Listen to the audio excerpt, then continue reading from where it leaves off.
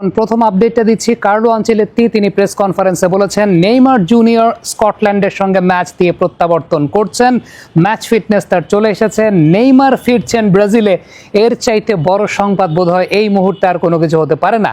এবারে ম্যাচ নিয়ে অ্যানালাইসিস করতে চাই। প্রথম কথা হচ্ছে হাইতি খুব সাহসী ফুটবল খেলেছে প্রথম হাফে, অর্থাৎ প্রচণ্ড পরিমাণে হাইলাইন খেলেছে তারা, এবং এই হাইলাইন খেলার কারণে কিন্তু অনেক চান্সও ক্রিয়েট হয় এবং সেই সঙ্গে অফসাইডের অনেক ফাঁদও তৈরি হয়। তারা একদম প্রথম দিকে 5-5 ডিফেন্ডার নিয়ে খেলছিল, ফরমেশনটা এরকম ছিল 5-4-1, এবং যখন তারা অ্যাটাকে যাচ্ছিল তখন সেই অ্যাটাকে যাওয়ার পর সেটা অনেকটা 2-3-5-এ চলে যাচ্ছিল অ্যাটাকের জায়গাটা, এবং এটাই কিন্তু অনেক বেশি মাত্রায় চান্স ক্রিয়েট করে অপোনেন্টের জন্য। ব্রাজিল সেই চান্সগুলো গ্রহণ করতে পেরেছে, বাট আমার মতে 5টা গোল অন্তত ব্রাজিলের দেওয়া উচিত ছিল। অফসাইডের ট্র্যাপে ব্রাজিল পড়েছে, এবং এরকম হাইলাইন ডিফেন্সে যখন খেলা হয় তখন যে কোনো টিমই আসলে অফসাইডের ট্র্যাপে পড়ে। আমরা 2022 বিশ্বকাপে সৌদি আরব এবং আর্জেন্টিনার ম্যাচটার কথা মনে করতে পারি, সেখানে কিন্তু সৌদি আরব প্রচুর হাইলাইন খেলা খেলেছে। সো হাইলাইনের এগেনস্টে এইরকম হবে, তবে সেই সঙ্গে সঙ্গে চান্সও ক্রিয়েট হবে। তবে ব্রাজিলের এই ম্যাচে সবচাইতে বড় ভুল সংশোধনের জায়গা যেটা ছিল, কিংবা ব্রাজিলের নতুন ভার্সন যেটা দেখা গেছে, সেটা হচ্ছে ব্রাজিল প্রচুর পরিমাণে প্রেসিং করেছে, এবং প্রেসিং করে বলটাকে রিকভারি করার পর তারা প্রচুর পরিমাণে ভার্টিক্যাল পাস করেছে। একটু ব্রেকডাউন করতে চাই। ম্যাচের 11 মিনিট 20 সেকেন্ডের সময়টা যদি খেয়াল করে দেখেন, তাহলে ডান কোণা থেকে ব্রাজিল বলটা হারিয়েছিল, সঙ্গে সঙ্গে 1 সেকেন্ডের মাথায় একজন কিন্তু প্রেস করে বলটাকে রিকভার করেছে। এরপরে রিকভার করার পর আবারও অপোনেন্টের পায়ে বল টাচ লাগলেও ব্রাজিল কিন্তু রিকভার করে ফেলে, এবং রিকভার করার ফলে, মানে প্রেসিং করার ফলে, রিকভার করার ফলে 11 মিনিট 24 সেকেন্ডে এবার ভার্টিক্যালি বলটাকে কিন্তু বের করে দিয়েছিল তারা সেই জায়গাটাতে। এবং আফটার দ্যাট আপনি খেয়াল করে দেখবেন 11 মিনিট 26 সেকেন্ডের সময়টাতে 5টা ডিফেন্ডারের ওপর দিয়ে একটা এরিয়াল ভার্টিক্যাল পাস। অর্থাৎ এই সামারিটা যদি বলতে পারি, থ্রু আউট দ্য ম্যাচ এরকম হয়েছে, বিশেষ করে throughout the first half, যে ব্রাজিল প্রেসিং করে বলটাকে রিকভার করেছে, এবং বলটাকে রিকভার করে তারা ভার্টিক্যাল পাস দিয়েছে, whether it's aerial or it's grounded, যেটা হাইলাইনের এগেনস্ট একটা চমৎকার স্ট্র্যাটেজির জায়গা। এর পরের সিকোয়েন্সটা যদি আমরা একটু খেয়াল করে দেখি, তাহলে দেখবেন 21 মিনিট 27 সেকেন্ডে হাইলাইন ব্রেক করার জন্য একটা ভার্টিক্যাল পাস দেওয়া হয়েছে, সেই জায়গাটা অফসাইডের ফাঁদে পড়েছিলেন রাফিনিয়া। তবে 22 মিনিট 32 সেকেন্ডের সিকোয়েন্সটা যদি আমি একটু দেখাই আপনাদেরকে, অপোনেন্টের পায়ে বল ছিল একেবারে সেন্টার সার্কেলের কাছাকাছি অঞ্চলে। ঠিক এই জায়গাটায় ব্রাজিল কিন্তু প্রথমে প্রেস করেছে, প্রথম প্রেসটা মিস হলেও দ্বিতীয় প্রেসিংয়ে গিয়ে কিন্তু আলটিমেটলি বলতে ব্রাজিল রিকভারি করতে পেরেছে।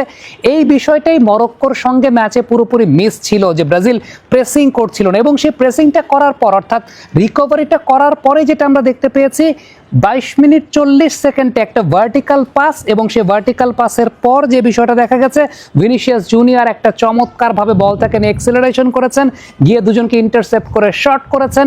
তার পরবর্তী সময় কিন্তু আমরা দেখতে পেয়েছি কুনিয়া সেই জায়গাটা গোলটা স্কোর করেছেন। প্রথম গোলে একটা চমৎকার উদাহরণ, সেই জায়গাটায় ব্রাজিল প্রথমে প্রেস করেছে, প্রেস করে রিকভার করেছে, রিকভার করে ভার্টিক্যাল পাস দিয়েছে, দেন কিন্তু গোলটা হয়েছে। দ্বিতীয় গোলে কিন্তু একই গল্প। দ্বিতীয় গোলের সময়টা যদি খেয়াল করে দেখেন, 35 মিনিট 27 সেকেন্ডে ডান দিক থেকে বল পেয়েছিল অপোনেন্ট, এরপর সবাই কিন্তু আসলে প্রেসিংয়ের জন্য রেডি হয়ে গেছে।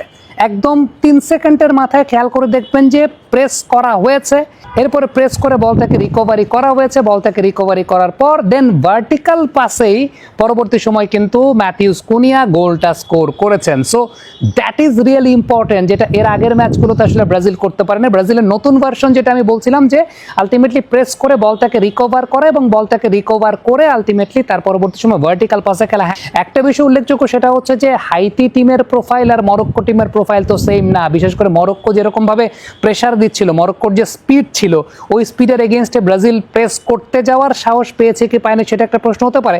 তবে আজকে ব্রাজিল প্রেস করতে গেছে, এবং হাইতির হাইলাইনটা অনেক বেশি মাত্রায় ব্রাজিলকে সহায়তাও করেছে। আমি 3 নম্বর গোলটা নিয়ে যদি একটু আলোচনা করতে চাই, 3 নম্বর গোলটা এখানেও কিন্তু একটা চমৎকার বিষয় ছিল। সেটা হচ্ছে, আপনি যদি ফরমেশনটা লক্ষ্য করে দেখেন, ম্যাথিউস কুনিয়া কিন্তু নিচের দিকে নেমে এসে খেলছিলেন।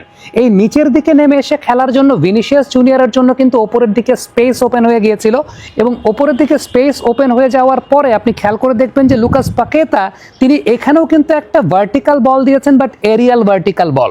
সেই এরিয়াল ভার্টিক্যাল বলটা পরবর্তী সময় কিন্তু ভিনিসিয়াস জুনিয়র তিনি গ্র্যাব করেছেন, গ্র্যাব করার পরে আফটার দ্যাট এই গোলটা স্কোর হয়েছে। সো আলটিমেটলি ব্রাজিলের এই খেলার দুইটা বৈশিষ্ট্য ছিল, একটা হচ্ছে প্রেসিং করা, আর একটা হচ্ছে ভার্টিক্যাল বলগুলো বাড়িয়ে দেওয়া। এই দুইটা জায়গায় ব্রাজিল কিন্তু অনন্য ছিল, তারা বেশ ভালো খেলেছে। এবারে একটা ফরমেশনটা যদি আমি আপনাদেরকে দেখাই, অর্থাৎ এই ফরমেশনটাই কিন্তু ব্রাজিলের জন্য কাজে দিয়েছে। ম্যাথিউস কুনিয়া একটু নিচের দিকে নেমে এসে খেলেছেন যখন অফ দ্য বল আছে ব্রাজিল, কিন্তু অফ দ্য বলের সময়টা ভিনিসিয়াস জুনিয়র কিন্তু নিচে নামেন নাই, ভিনিকে উপরেই রাখা হয়েছে, কারণ ম্যাথিউস কুনিয়া সেই জায়গাটায় নিচের কাজটা করেছেন। আজকের এই ম্যাচে আমি বলবো যে পাকেতা বেশ ভালো বল রিকভার করেছেন, বেশ ভালো টাচ তার ছিল, বেশ ভালো তিনি বল দিয়েছেন। এই জায়গাটাতে ডেফিনেটলি তার একটা প্রশংসার জায়গা, যেটা গত ম্যাচে তিনি হয়তো বা ডুয়েল উইনে অনেকভাবেই পারছিলেন না মরক্কোর এগেনস্টে, বাট এই ম্যাচে পেরেছেন।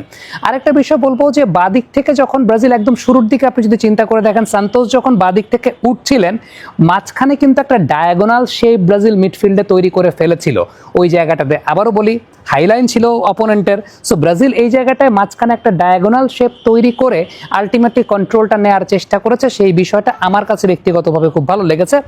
দ্বিতীয়ার্ধের খেলা নিয়ে যদি আমি একটু বলি, দ্বিতীয়ার্ধের খেলাতে যে বিষয়টা ঘটেছে সেটা হচ্ছে হাইতি কিন্তু তাদের ফরমেশনটা এখানে পরিবর্তন করে ফেলেছে, মিডফিল্ডে আরেকজন এক্সট্রা প্লেয়ারকে নিয়ে এসেছে।